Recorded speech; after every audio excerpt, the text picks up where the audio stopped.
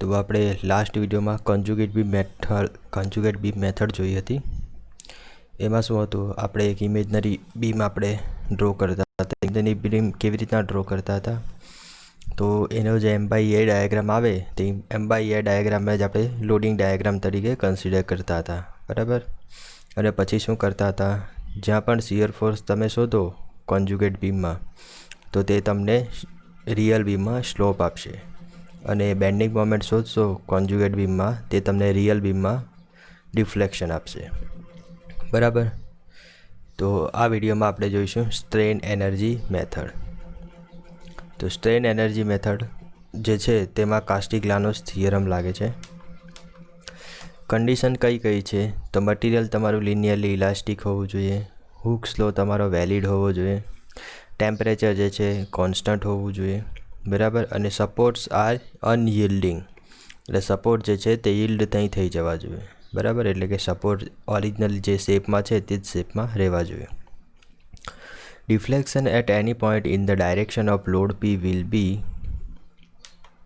હવે લોડ Pની ડાયરેક્શનમાં જે ડિફ્લેક્શન થાય છે એ first partial derivative of total strain energy with respect to that force. હવે તમારે સ્ટ્રેન એનર્જીની મદદથી ડિફ્લેક્શન કેવી રીતના શોધવાનું છે, તો કોઈ પણ પોઈન્ટ આગળ, ધારો કે પોઈન્ટ B છે, તે પોઈન્ટ આગળ લોડ P લાગે છે.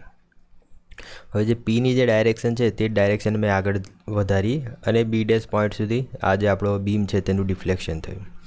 તો હવે આ જે B''નું ડિફ્લેક્શન છે તે તમારે શોધવું હોય તો સ્ટ્રેન એનર્જીનું આ જે લોડ લાગ્યો તે લોડ પ્રત્યે તમે પાર્શિયલ ડેરિવેટિવ કરશો તો તમને આપી દેશે ડિફ્લેક્શન PB'.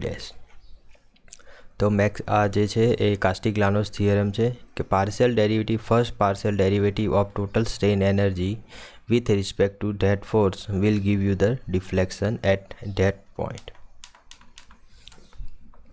હવે જો અહીં બીજી ફિગર બતાવી છે, તેમાં શું છે કે આ રીતનું ડિફ્લેક્શન થાય છે, તો પણ તમારે જે ફોર્સની ડાયરેક્શન છે તે ડાયરેક્શનમાં ડિફ્લેક્શન તમે શોધી શકો છો, બરાબર. હવે તમને આ ડાયરેક્શનમાં જોઈતું હોય ડિફ્લેક્શન તો ટ્રાયેંગલના લોની મદદથી શોધી શકાશે, બરાબર. તો અહીં પણ એ જ છે, strain energy with respect two જે પર્ટિક્યુલર લોડ હોય તે લોડ Q. અહીં બેન્ડિંગ મોમેન્ટ M લગાડેલી છે, બરાબર. તો બેન્ડિંગ મોમેન્ટ Mની સાપેક્ષે જે કોઈ પણ ડિફ્લેક્શન થયું, હવે બેન્ડિંગ મોમેન્ટ સાપેક્ષે આપણે સ્લોપ શોધવાનો છે, બરાબર. તો સ્ટ્રેન એનર્જીની તમે બેન્ડિંગ મોમેન્ટની સાપેક્ષે પાર્શિયલ ડેરિવેટિવ કરશો તો તમને સ્લોપ થીટા આપી દેશે. શું આપશે? સ્લોપ થીટા, બરાબર. હવે આની અંદર આપણે સાઇન કન્વેક્શન જોવાનું છે. જો પોઝિટિવ ડિફ્લેક્શન થાય in the direction of the force, બરાબર, તો ડિફ્લેક્શન જે છે તેને પોઝિટિવ લેવાનું છે. ક્યારે? કે જ્યારે તમે ફોર્સ લગાવો, ફોર્સ આ ડાયરેક્શનમાં લગાડ્યો અને તમારું જે ડિફ્લેક્શન છે એ ડિફ્લેક્શન પણ એ ડાયરેક્શનમાં થયું નીચેની તરફ, બરાબર. તો ફોર્સની ડાયરેક્શનમાં જો ડિફ્લેક્શન થાય ત્યારે તમારે તેને પોઝિટિવ કન્સિડર કરવાનું છે. અને સ્લોપ પણ પોઝિટિવ હશે જો તમે મોમેન્ટની ડાયરેક્શનમાં સ્લોપ આવશે તો, બરાબર. આ ધારો કે મોમેન્ટ M છે, તમારો જે સ્લોપ થીટા આવ્યો, બરાબર, તે મોમેન્ટની ડાયરેક્શનમાં હોવો જોઈએ તો તે પોઝિટિવ ગણાશે. Strain energy due to bending moment. Bending મોમેન્ટના આધારે સ્ટ્રેન એનર્જી કેવી રીતના શોધવાની, જો હવે તમને ખબર તો પડી ગઈ કે સ્ટ્રેન એનર્જીનું લોડની પ્રત્યે કરશું આપણે પાર્શિયલ ડેરિવેટિવ, તો તમને મળી જશે ડિફ્લેક્શન ડેલ્ટા. સ્ટ્રેન એનર્જીનું મોમેન્ટની પ્રત્યે પાર્શિયલ ડેરિવેટિવ કરશું તો તમને મળી જશે સ્લોપ થીટા, બરાબર. પરંતુ હવે તમને જરૂર શું પડી, તો U તો તમારે શોધવો પડે, એટલે કે સ્ટ્રેન એનર્જી તો તમારે શોધવી જ પડશે. તો બેન્ડિંગ મોમેન્ટના આધારે સ્ટ્રેન એનર્જી કેવી રીતના શોધાય, તો આ સૂત્ર યાદ રાખી દેવાનું, m²/2EI × dx. અને આખાનું ઇન્ટિગ્રેશન શું આવે છે, ઇન્ટિગ્રેશન m²/2EI × dx. હવે આ બેન્ડિંગ મોમેન્ટ જે છે તે આપણે જ્યાં સેક્શન લઈએ ને, ધારો કે આ બીમ છે, તો આ બીમનો x સેક્શન લઈએ તો એ સેક્શનની અબાઉટ બેન્ડિંગ મોમેન્ટ કન્સિડર કરવાની, બરાબર.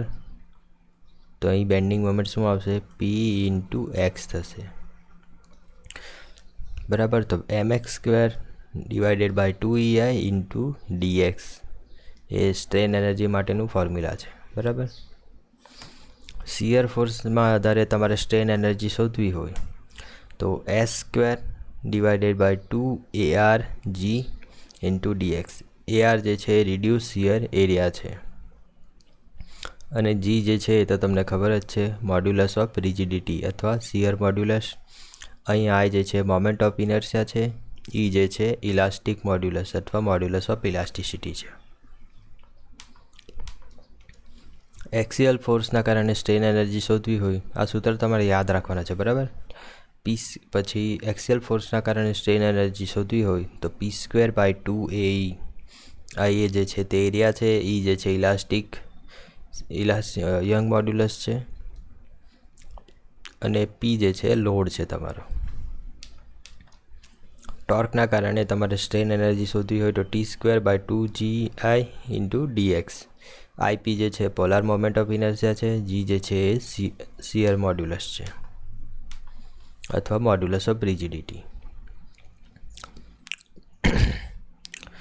હવે આપણા સિલેબસમાં આગળ એમ પણ છે, બરાબર, એક ટોપિક છે સ્ટ્રેન એનર્જી કોન્સેપ્ટ.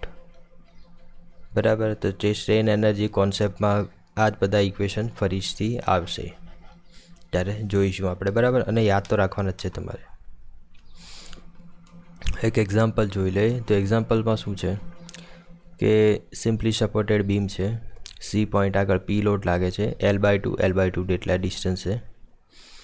હવે P લોડ લાગે છે, યુનિફોર્મ સિમેટ્રિકલ લોડિંગ છે, તો તમારી જે રિએક્શન છે P/2 થઈ જશે.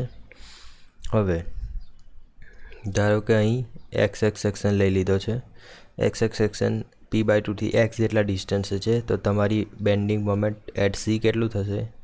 તો ધારો કે P/2 ઇન્ટુ x. બરાબર. Load into distance.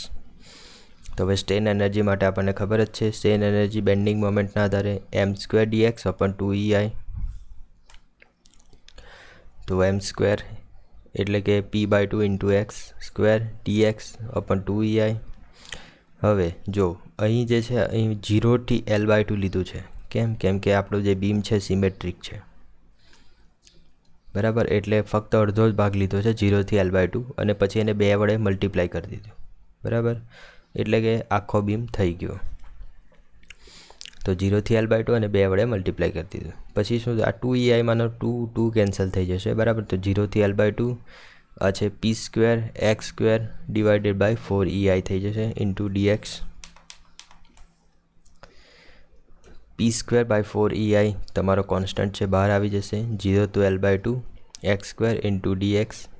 હવે ઇન્ટિગ્રેશન કરશું તો શું થશે? x² નું x³ બાય 3 લિમિટ મૂકી દઈશું 0 થી L/2.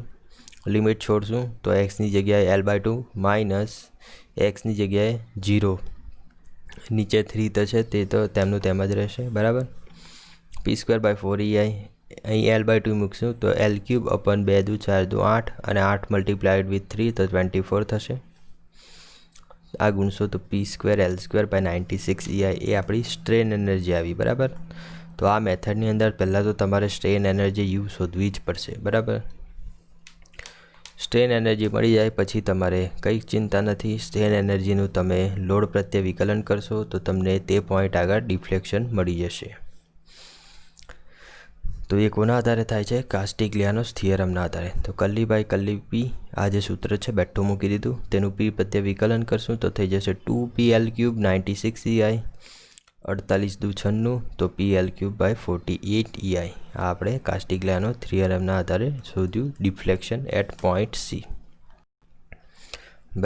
કયા પોઈન્ટ આગળ? આ જે પોઈન્ટ હતો એ પોઈન્ટ આગળ ડિફ્લેક્શન એટ પોઈન્ટ C આપણે શોધ્યું. એટલે કે આ જે આખો બીમ છે આ રીતના ડિફ્લેક્ટ થશે તો ત્યારે અહીં જે ડિફ્લેક્શન આવ્યું, બરાબર, આ સેન્ટરમાં, તે આપણે શોધી કાઢ્યું સ્ટ્રેન એનર્જીની મદદથી. બરાબર. તો સ્ટ્રેન એનર્જી મેથડ શું કહે છે કે તમારે સ્ટ્રેન એનર્જીનું જ્યાં લોડ લાગે છે લોડ પ્રત્યે કરશો પાર્શિયલ ડેરિવેટિવ તો તમને મળી જશે ડિફ્લેક્શન ડેલ્ટા. સ્ટ્રેન એનર્જીનું બેન્ડિંગ મોમેન્ટ પ્રત્યે પાર્શિયલ ડેરિવેટિવ કરશો તો ત્યાં તમને મળી જશે સ્લોપ થીટા. બરાબર. તો સ્ટ્રેન એનર્જી મેથડ તમને આટલું કહે છે. અને સ્ટ્રેન એનર્જી માટેના અલગ અલગ સૂત્ર છે Im²/2EI, S²/2ARG, P²/2AE અને T²/2GIP. બરાબર. તો તે તમે યાદ રાખજો. બરાબર. તો આ વિડીયોમાં આપણે સ્ટ્રેન એનર્જી મેથડ જોઈ. નેક્સ્ટ વિડીયોમાં આપણે મેથડ ઓફ સુપરપોઝિશન જોઈશું અને મેક્સવેલ્સ રેસિપ્રોકલ થિયરમ જોઈશું. ઓકે.